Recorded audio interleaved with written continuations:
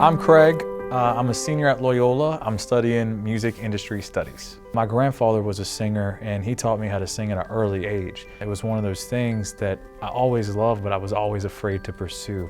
Because I did well in school, so I was being pushed to, oh, you need to go to school and be a doctor or a lawyer, or music's just a hobby. I joined the military. I spent 7 years in the Army.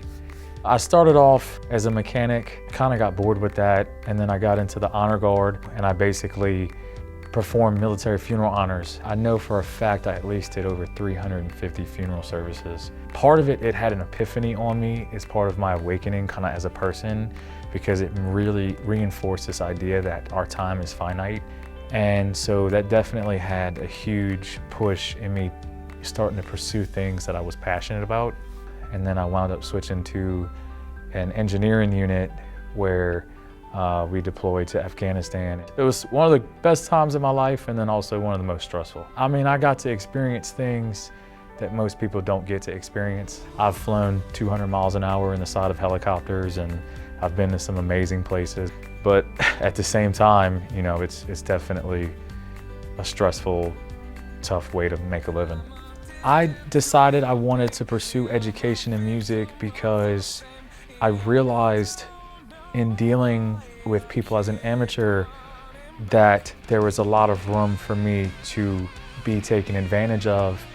And I also realized that the way money is made is complicated, and the way the business works is different than any other business. I'd be in a room with some of these producers and engineers and music industry people, and they'd be talking and I had no idea what they were talking about. So I really wanted to understand, if it's a business, then there's a way that it operates, there's a way it generates money. And if I want it to be more than a hobby, if I want it to be something that I can sustain myself with, then I need to educate myself.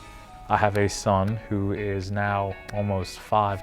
There's times I've had to take him to class, and luckily the professors were kind of cool with it because they understood. And I tell him, I've turned it into advantage to him, because he talks about that. Dad, what about the time we went to school? I was like, well, now you can tell your friends you've been to college. And then, the other part is he's always in the studio with me, and so he's exposed to so much music. It's great because he gets to see that you can have a life of passion and still provide for your family. I'm a producer in a kind of a classical sense and an audio engineer. Early on, I got in with the TA program, or the student engineer program, I think they call it now.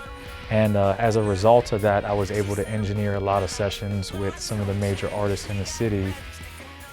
My music has improved tenfold since I've been here. A lot of times you hear people talk about, if you want to be successful, surround yourself with successful people.